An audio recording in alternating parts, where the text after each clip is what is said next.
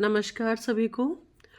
आज का हमारा टॉपिक है गुप्त साम्राज्य के पतन के कारण। ये लास्ट टॉपिक है जो गुप्त वंश का राजनीतिक इतिहास हम पढ़ रहे थे, उसका लास्ट पॉइंट गुप्त साम्राज्य के पतन के कारण।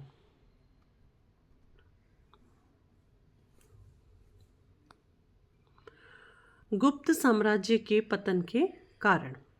स्कंदगुप्त की मृत्यु के पश्चात गुप्त साम्राज्य की अवनति प्रारंभ हुई। पतन के लिए कौन कौन से कारणों को उत्तरदायी माना जा सकता है, तो वो ये कारण है, निम्न कारण है। उनमें से पहला है अयोग्य तथा निर्बल उत्तराधिकारी, शासन व्यवस्था का संघात्मक स्वरूप, उच्च पदों का आनुवंशिक होना, प्रांतीय शासकों के विशेषाधिकार, बाह्य आक्रमण और बौद्ध धर्म का प्रभाव। गुप्त वंश के पतन का जो तात्कालिक कारण था वो ये था कि स्कंदगुप्त के बाद शासन करने वाले राजाओं में योग्यता एवं कुशलता का अभाव था। गुप्त काल के सामंतों में मोखरी, उत्तरगुप्त, परिवारजक, सनकानिक, वर्मन, मैत्रक आदि के नाम उल्लेखनीय हैं। प्रशासन की जो ये सामंती व्यवस्था थी वो साम्राज्य की स्थिरता के लिए अभिशाप सिद्ध हुई।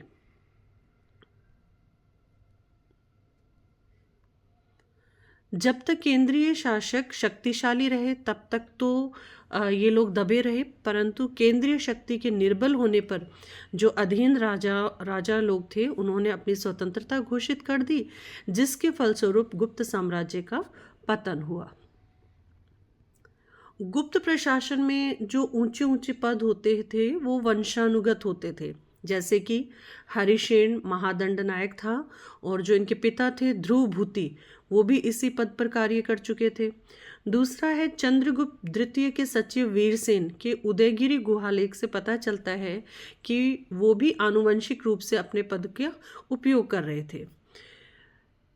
तीसरा है कर्मदंडा लेख से पता चलता है कि कुमारगुप्त का एक मंत्री जिनका नाम था पृथ्वीसेन भी अपने पिता के बाद इस पद पर नियुक्त हुआ था।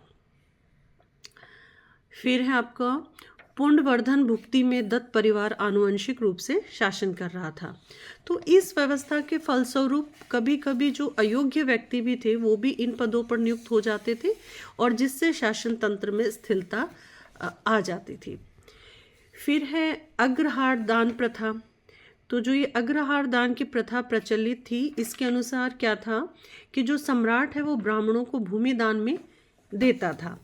आर्थिक तथा राजनीतिक दोनों ही दृष्टि से यह व्यवस्था साम्राज्य के लिए घातक सिद्ध हुई। इससे एक ओर तो जहां राज्य की आय कम हुई और वहीं दूसरी ओर जो दानग्रही व्यक्ति था जिसको सम्राट भूमि दान में देता था वो छोटे छोटे राजा बन बैठे।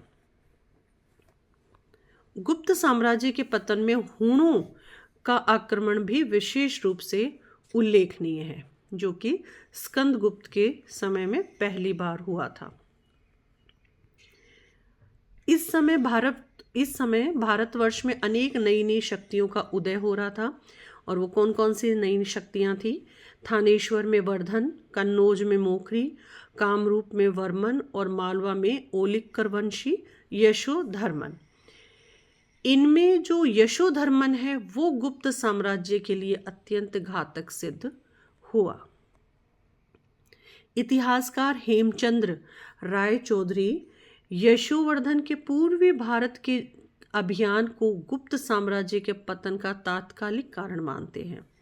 रमेश चंद्र मजुमदार ने लिखा है कि गुप्त साम्राज्य के पतन में उन्हीं परिस्थितियों का योगदान रहा जो इसके पहले मौर्य साम्राज्य को और बाद में मुगल साम्राज्य को धराशाही करने में सहायक रही।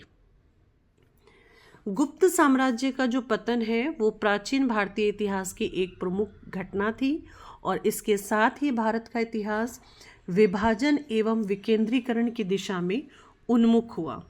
Thank you.